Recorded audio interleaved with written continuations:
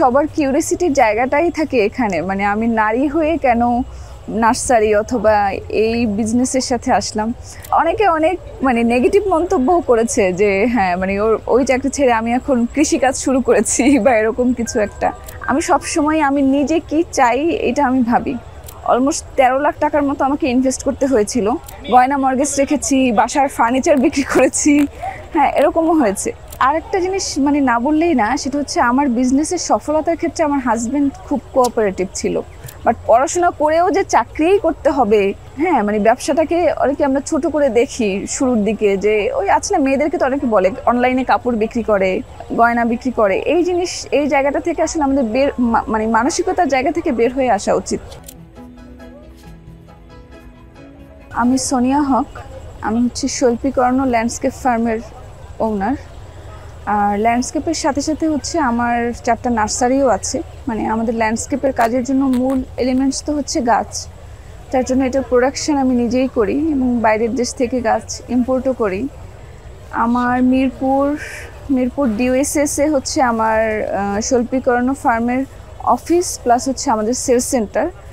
আর আমাদের নার্সারিগুলো হচ্ছে দিয়াবাড়িতে আছে, আপনার দিয়াবাড়ি 16 নম্বর, 17 নম্বর, 18 নম্বর 3টা সেক্টরেই আমার 3টা নার্সারি আছে।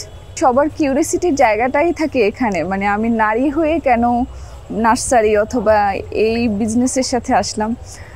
আসলে এটা ওই প্যাশন থেকে আর কি আসছে ওইভাবে আর কি। আমি একসময় সার্ভিস করতাম, আমি শ্রীলঙ্কান হাই কমিশনারের মানে ব্যক্তিগত সহকারী ছিলাম। তো আমার অফিস ছিল তখন গুলশানে। তো আমি তখন আমার বেবি হয়নি আর কি। তো আমি ওই যে আসা যাওয়ার পথে একসময় নিজে প্রচুর মানে গাছ লাগাতাম। যখন আমার মানে প্রথম বাচ্চা হলো তখন হচ্ছে আমি আমার চাকরিটা ছেড়ে দেই।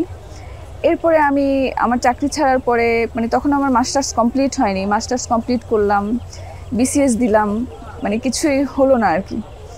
তো এরপরে আসলে আমার জবটা অলমোস্ট একটা ফার্স্ট ক্লাস গ্রেডের চাকরি ছিল। তো মাঝখানে 3-4 বছর গ্যাপ হওয়ার পরে আসলে আমি আর ওই লেভেলের জবে আবার মানে হ্যাঁ যেতে পারছিলাম না। তখন আবার শুরু করার জন্য মনে হচ্ছিল। তো তখন আবার যে চাকরিগুলো মানে আমার জন্য অফার আসতো, মানে সেটাকে আমি আর মানে সুইটেবল মনে করতে পারলাম না। আর তাছাড়া বাচ্চা নিয়ে আসলে 9টা 5টা অফিস করাটাও মানে সম্ভব ছিল না, আমার কোনো সাপোর্টিং ওইভাবে ছিল না, ফ্যামিলি সাপোর্ট। তো ওই জায়গা থেকে আসলে আমি চিন্তা করলাম যে মানে আমি আসলে এমন কোনো কাজ করতে চাই মানে যেই কাজটা করতে আমার অনেক ভালো লাগবে। তো এই গাছ একসময় আমি নিজের ছাদ বাগান করতাম, ওই জায়গা থেকে আসলে আমি ল্যান্ডস্কেপ নিয়ে মানে পড়াশোনা শুরু করি বা এটা নিয়ে রিসার্চ করতে শুরু করি। মানে থাইল্যান্ড, কোরিয়া ওরা এই কাজগুলো অনেক সুন্দর করে। আমাদের দেশে একসময় পার্ক করার জন্য, রিসোর্টের এক্সটেরিয়র ডিজাইন করার জন্য বাইরের দেশ থেকে এই লোক আনতে হতো। তো এখন কিন্তু আমাদের দেশে এটার অনেকগুলো ফার্ম আছে যারা এই কাজ করে, বেশ ভালোভাবেই করে।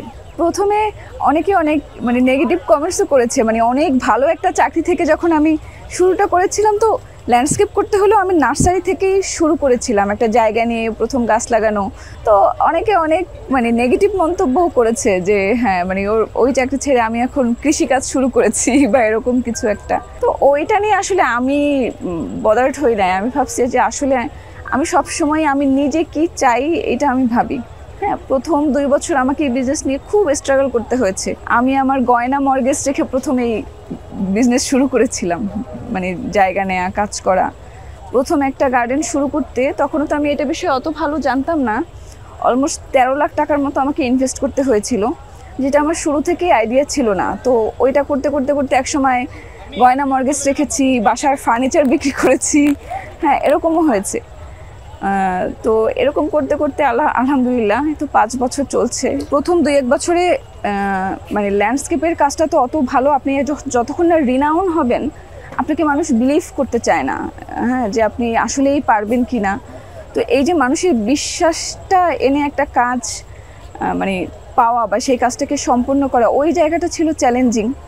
হ্যাঁ, কারণ নিজের একটা নতুন কোম্পানিকে কিন্তু আসলে কেউই সুযোগ দিতে চায় না।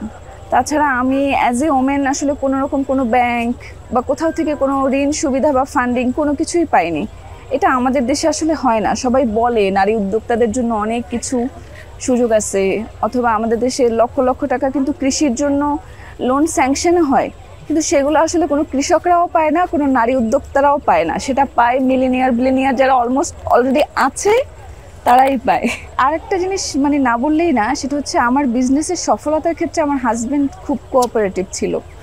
হ্যাঁ, মানে প্রত্যেকটা মানুষ যেমন বলে না যে একজন পুরুষের সফলতার পিছনে নারী থাকে, তো আবার আসলেই মানে একজন মা বা একজন স্ত্রীর সফল হতে হলে সেখানে হাজব্যান্ডেরও অনেক মানে কোঅপারেটিভ হতে হয়, যে এইটা আসলে আমি ওর কাছ থেকে পেয়েছি। মানে সবসময় ভীষণভাবে কোঅপারেটিভ ছিল, মানে ওই যে অফিস শেষ করে এখন এসে এখানে সময় দিচ্ছে।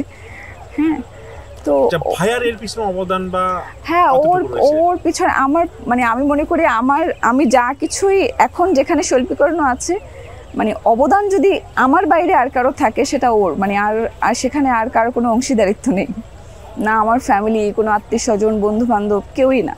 তা আপনাকে মানে এইটা তো হচ্ছে একদম মানে বেসিক, যেটা আপনি যাই করতে চান, আপনি যদি কাপড়ও বেচতে চান, আপনি যদি অর্নামেন্টসও বিক্রি করতে চান, আপনাকে মানে যদি কাস্টমারের সাথে কমিউনিকেশন করতে হয়, হ্যাঁ, তাহলে তো আপনাকে পড়াশোনাটা তো করতেই হবে। তারপর পড়াশোনা না করে যে কেউ উদ্যোক্তা হয় না তা না, বাট পড়াশোনা করেও যে চাকরিই করতে হবে, হ্যাঁ, মানে ব্যবসাটাকে অনেকে আমরা ছোট করে দেখি শুরুর দিকে, যে ওই আছে না, মেয়েদেরকে তো অনেকে বলে অনলাইনে কাপড় বিক্রি করে, গয়না বিক্রি করে। এই জিনিস, এই জায়গাটা থেকে আসলে আমাদের মানে মানসিকতার জায়গা থেকে বের হয়ে আসা উচিত।